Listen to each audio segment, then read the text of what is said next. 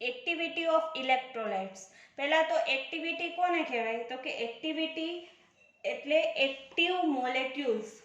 Active molecules કોઈ પણ electrolyte સોલ્યુશનની અંદર કેટલા પ્રેઝન્ટ છે એને શું કહેવાય? એની એક્ટિવિટી. અને ઇલેક્ટ્રોલાઇટ કોને કહેવાય? તો ઇલેક્ટ્રોલાઇટની સૌથી પહેલા આપણે ડેફિનેશન જોઈએ કે when substance dissolve in water it produce an electrically conducting solution separates into cations and anions. The movement of anions and cations in opposite direction within the solution produce current is called electrolyte solution. જ્યારે સબસ્ટન્સને પાણીમાં dissolve કરવામાં આવે ત્યારે શું કરશે? તો કે electrically conducting solution બે ભાગમાં સેપરેટ થશે. એક તો કેટાયન્સ કે જે પોઝિટિવ હોય અને એનાયન્સ કે જે નેગેટિવ હોય. હવે આનું મૂવમેન્ટ કેટાયન્સ અને એનાયન્સનું ઓપોઝિટ ડાયરેક્શનમાં મૂવમેન્ટ થાય સોલ્યુશનની અંદર અને શું પ્રોડ્યુસ થાય? તો કે કરંટ, પ્રવાહ, વિદ્યુત પ્રવાહ ઉત્પન્ન થાય અને એને શું કહેવાય? ઇલેક્ટ્રોલાઇટ સોલ્યુશન કહેવાય. હવે આ ચેપ્ટર રિલેટેડ અમુક ડેફિનેશન્સ બધી આપણે જોઈ જ લીધી હતી, ખાલી એક થોડીક રિકોલ કરી લઈએ. ડેફિનેશન્સ બધી એક્ઝામમાં 100% પૂછાશે જ. એટલે એક્ટિવિટી કોએફિશિયન્ટ. એક્ટિવિટી કોએફિશિયન્ટ એટલે એના માટેનો સિમ્બોલ છે F. F is equal to A/C અથવા તો gamma is equal to A/M. તો ડેફિનેશન શું થાય? તો કે the ratio of activity A એટલે કે આ activity A and concentration C of any non-ideal electrolyte solution is called activity coefficient. એના પછીની નેક્સ્ટ ડેફિનેશન છે. હવે પહેલા એ જોઈએ for normal and concentrated solution F is equal to less than 1 એટલે કે gamma is equal to less than 1. But at infinite dilute solution its value becomes equal to 1. હવે જો આ છે F એ 1 બની જાય તો A is equal to શું બની જાય? C. તો A is equal to C. હવે સેકન્ડ ડેફિનેશન છે એવરેજ એક્ટિવિટી.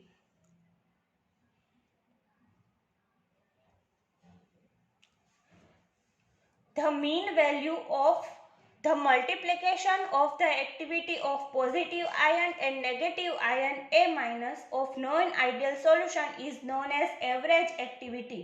હવે જુઓ, મલ્ટિપ્લિકેશન એટલે શું? ગુણાકાર. કોનો ગુણાકાર? તો કે પોઝિટિવ આયન A+ અને નેગેટિવ આયન A- નો ગુણાકાર. તો A+x into A-x is equal to A ± x + y. ગુણાકાર હોય ને ત્યારે ઘાતનો શું થાય? સરવાળો. હવે ત્યાં x બરાબર શું છે? તો કે number of moles of positive ion અને y ઇઝ ઇક્વલ ટુ શું છે? Number of moles of negative ions. તમારે ખાસ કરીને ડેફિનેશન ક્લાસમાં થઈ ગઈ હતી અને ખાલી રિકોલ જ કરવાની છે. એના પછીની નેક્સ્ટ ડેફિનેશન છે એવરેજ એક્ટિવિટી કોએફિશિયન્ટ.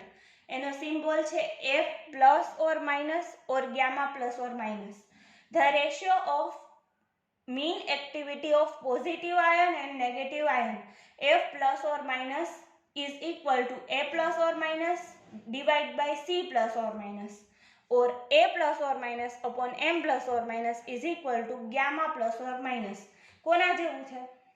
આના જેવું. ઓકે, એક્ઝેક્ટલી આના જેવી ડેફિનેશન છે.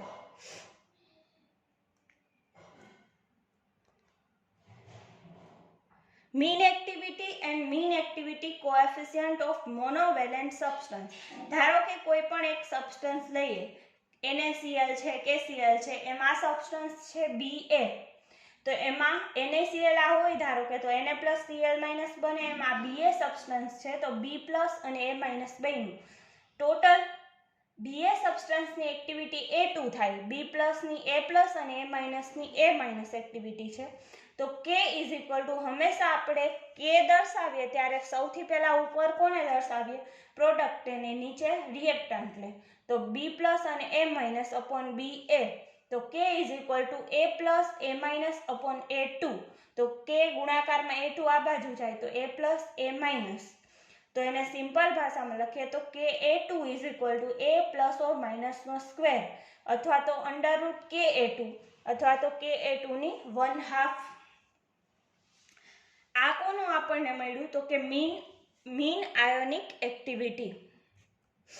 Mean activity and mean activity coefficient of monovalent substance. હવે એના પછી છે આયોનિક સ્ટ્રેન્થ.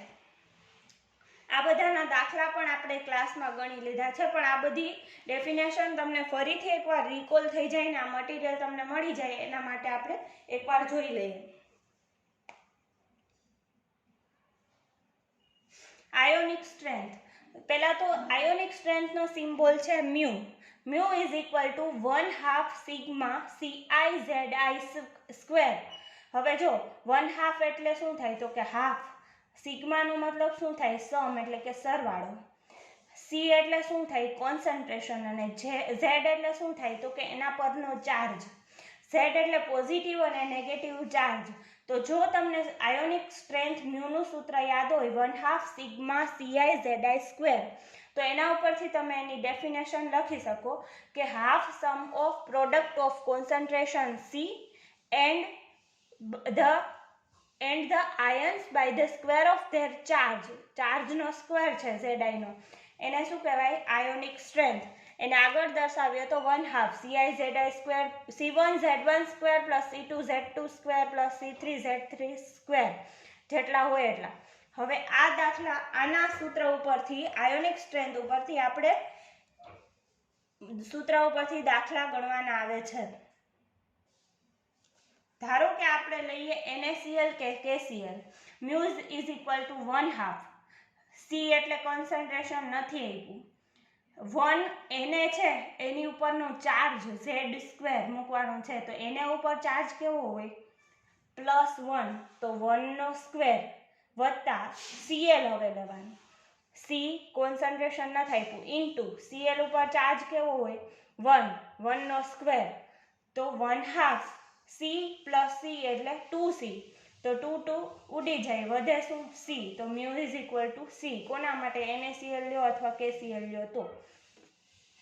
ધારો કે હું સબસ્ટન્સ લઉં Na2SO4 અથવા તો K2SO4 બેમાંથી એક, તો શું થાય તો કે Na2SO4 ધારો કે મેં લીધું તો 2Na પ્લસ અને 1SO4 માઇનસ 2. હવે ખાસ જોજો mu 1/2 2C, જો આ શું દર્શાવશે તો કે 2 મોલ છે તો આગળ કેટલા મૂકવાના 2. અહીંયા આપણે એક જ C લીધો તો શું કામ તો કે એને એક જ હતા. એને ઉપર ચાર્જ હવે મૂકવાનો +1 છે તો 1 નો સ્ક્વેર મૂકવાનો પ્લસ હવે કોને લેવાના SO4 ને. SO4 ના કેટલા મોલ છે તો કે એક જ છે, તો 1C ઇન્ટુ એનો ચાર્જ કેટલો છે તો કે -2, તો 2 નો સ્ક્વેર 2C પ્લસ 2 નો સ્ક્વેર એટલે 4 into C 4C 1/2 into 6C mu is equal two 3C. એવો જ એક એક્ઝામ્પલ લઈએ AlCl3. mu is equal two 1/2 C. Aluminium કેટલા છે તો કે એક જ છે એટલે એના માટે C1 ઇન્ટુ Al નો ચાર્જ +3 છે તો 3 નો square plus 3C into chlorine નો ચાર્જ છે 1 નો સ્ક્વેર, તો 1/2 3 નો સ્ક્વેર 3 ઇન્ટુ 3 9C પ્લસ 3 નો સ્ક્વેર 3C 1 નો square 3C. mu is equal to 6C.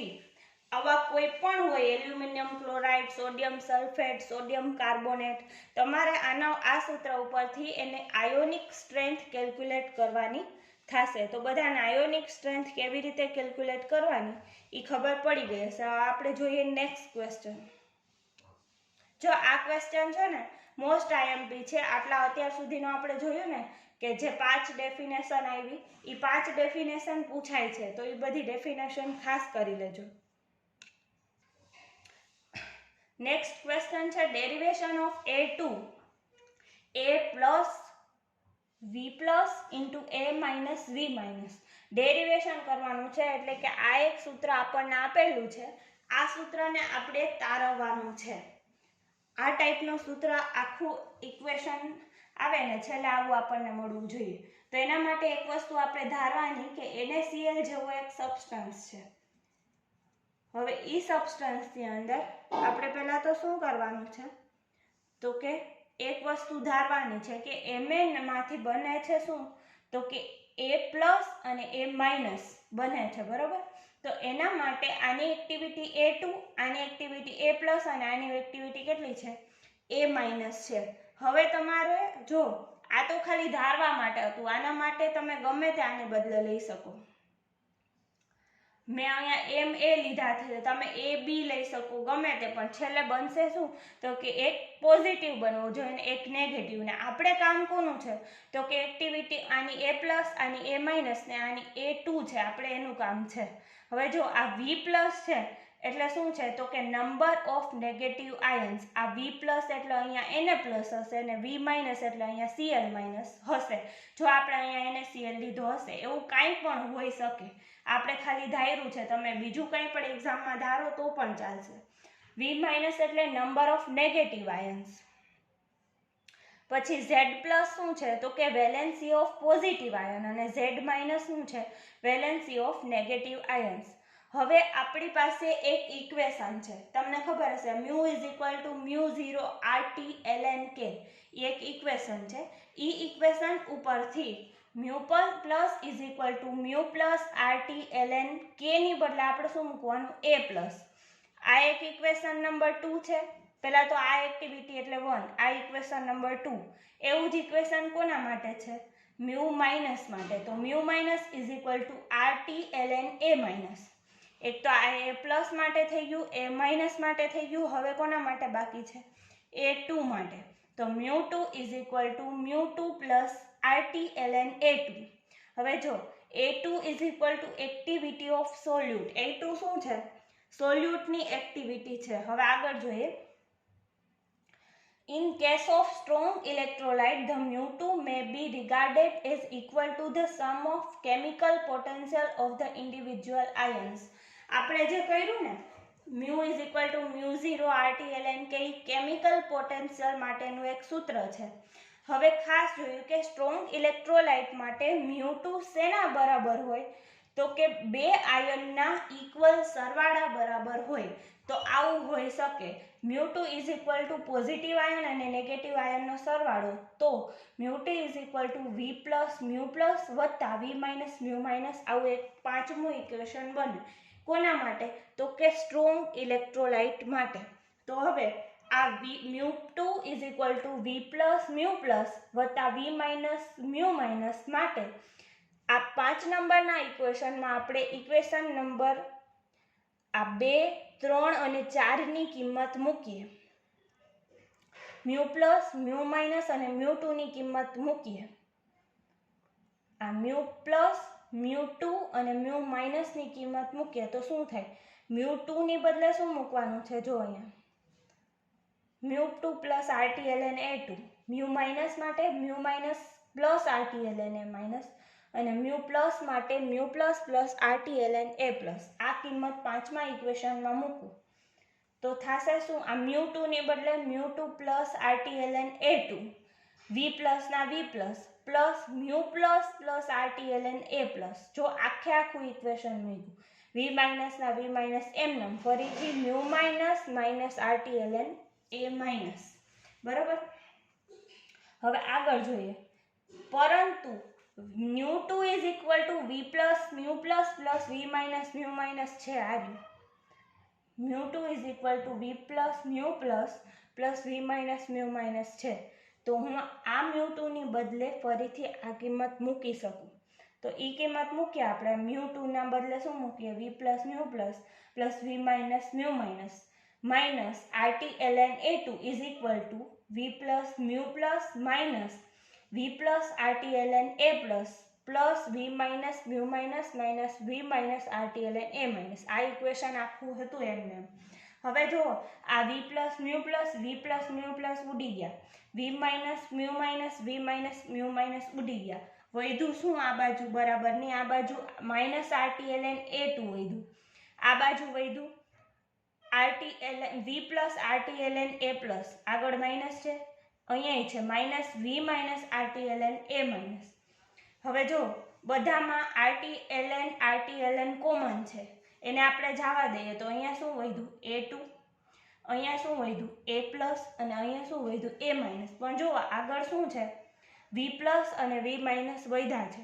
હવે આગળ હોય ને અને ln આપેલું હોય ને ત્યારે એ ક્યાં વયું જાય ઘાતમાં વયું જાય, તો A+ ની V+ ઘાત અને A- ની V- ઘાત. તો ફાઇનલી આપણે જે ઇક્વેશન જોતું હતું A2 આપણે પ્લસ અને માઇનસ લખી શકીએ raise to V+, A+V+ into A- V-.